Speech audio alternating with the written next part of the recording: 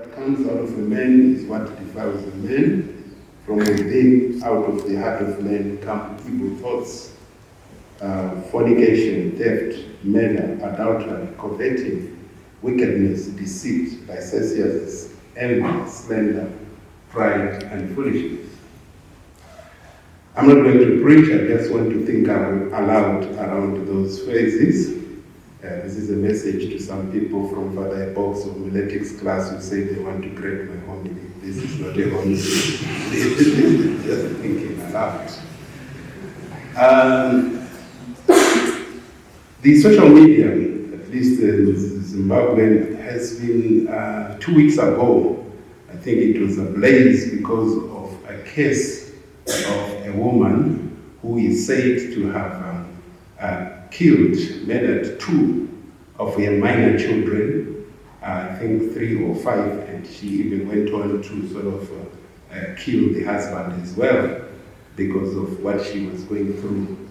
A lot of abuse, not only from the husband, but from the family.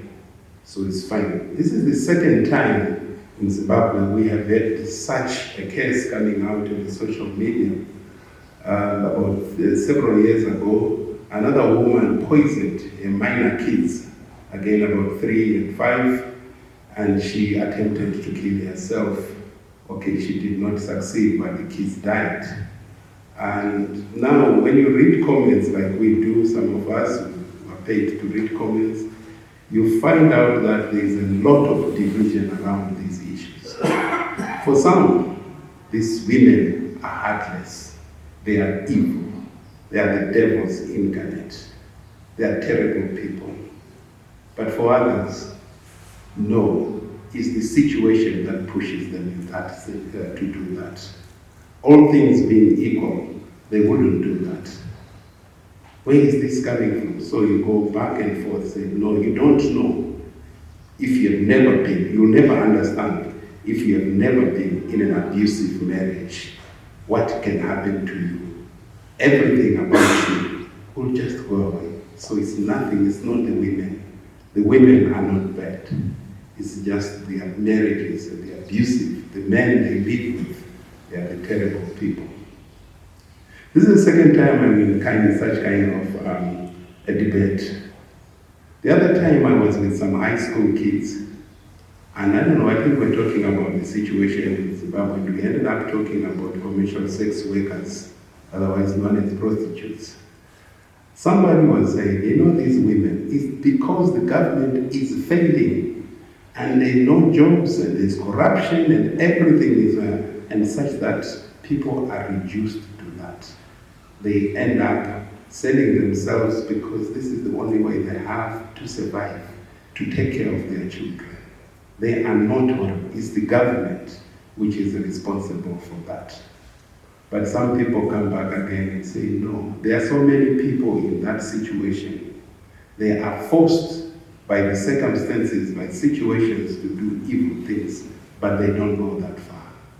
They don't do that. It's nothing to do with the government failure, it's their own failure. It went on like that. In theology, I've encountered the same argument again in what is known as, it was during liberation theology, we're talking about social sin and personal sin. And what I mean by social sin is that this is the sin of us, the structures of society that force people to do terrible things. A good example which is already given is saying some of the police officers in the United States who are considered to be racist, but in actual fact they are not racist, but the system makes them racist. They're just following what was there, what has been put over many years.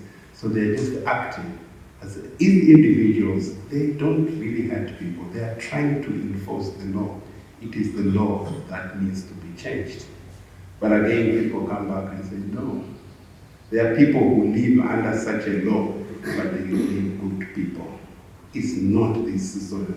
So personal sin comes first. The whole thing about society. So we go back and forth about that. Where does evil come from? Where does sin come from? Does it come from us as individual from our hearts, or does it come from the society that we live in? Where is this coming from? Well, some people still argue, yes, they are terrible things. Some people are given everything nice and good and well taken care of, but they are still evil. They still do terrible things. It has to be you. Is it a psychological problem or what? We don't know. But I think the gospel today is very clear on this matter. It has nothing to do with society, it has nothing to do with food, it is what we eat. It is coming from your heart. Jesus is very clear on this one. It is within the heart that you find all these things that we have mentioned. Fornication, theft, murder, adultery, coveting. They have nothing to do with what is coming from outside. But the other group that is taking the other position, is the society. This whole debate started when they were talking about food, from the reading yesterday, from other, the Jews, they've got these dietary laws about what you eat, where you eat it, how you eat it. But those laws are just not about eating, they have to do about how to have some kind of order in a society. So they're actually focusing on that order, that there are certain things that we must follow. So for these people, it's the society. Let me just say something about food and society and how these come together. And I'll give some examples. Growing up where I grew up, we never had this situation where you take your food, you serve yourself, and you go and eat there.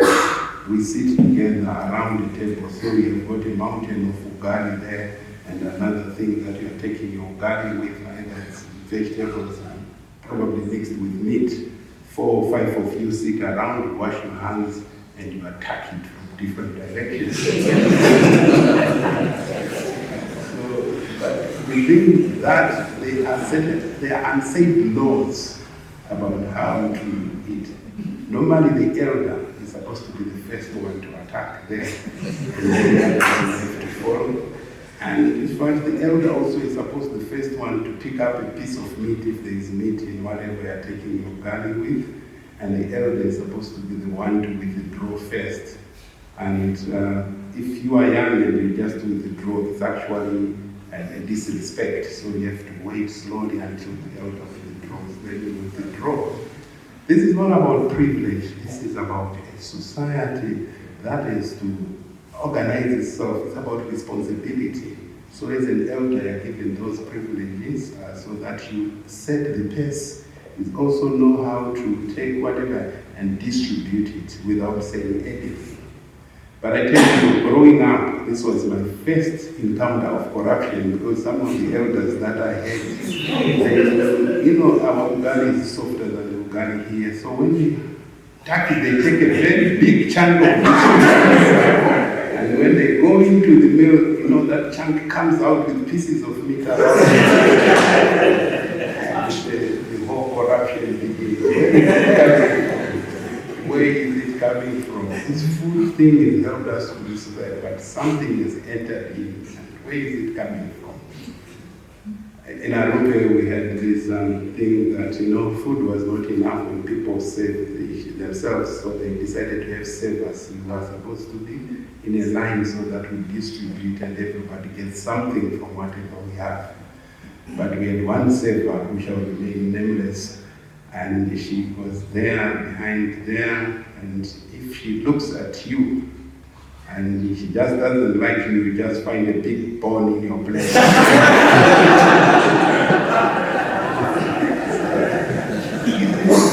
This thing is put in place for society to actually share and have, but some evil creeps in there. So whenever you see me talking about food and all, it's not that there's no problem of food. It's sometimes people like us. So I think I will go with Jesus. It is coming from the heart. There is something from ourselves that enters into all these things. And I was talking about social sin versus, personal sin. The person, it is within us. that thing of liberation theology and social sin. I used to say it's social sin, but one day I heard of a woman who went for confession, and she was saying, I'm sorry, I've sinned, I'm failing to pray because of my daughter-in-law. And then she goes on to list all the evils of the daughter-in-laws that is left. And then you ask yourself, is he come to confess his sins or those of a daughter-in-law? This is as things are better. But where evil is coming from is within ourselves, as Jesus is telling us. We have been listening, we heard from the first reading, and the readings that we've heard this week, it's about creation. And we know where creation, everything was good. Everything was good. When did things go wrong? When some people just coming out, and then you must read that, the fall of man, sinful disobedience. It came from outside, and then the whole problem came upon us.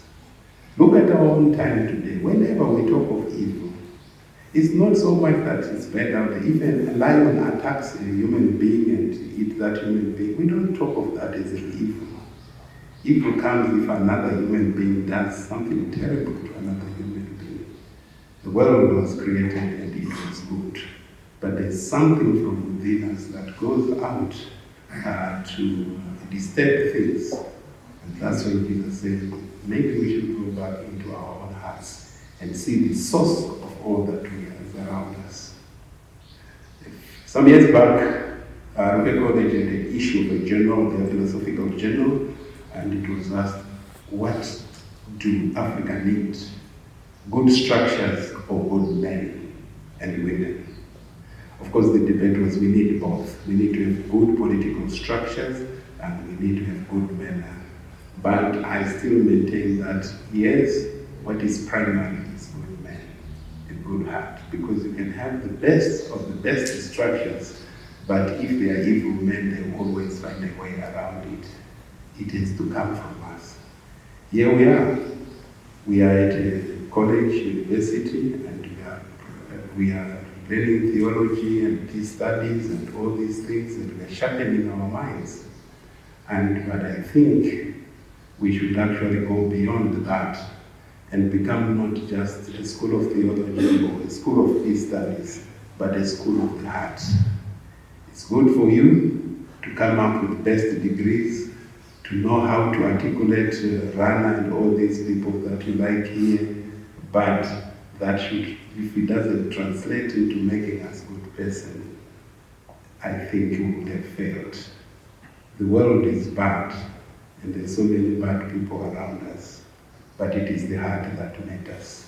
And for this grace to cultivate the heart like that of Jesus, we pray to God.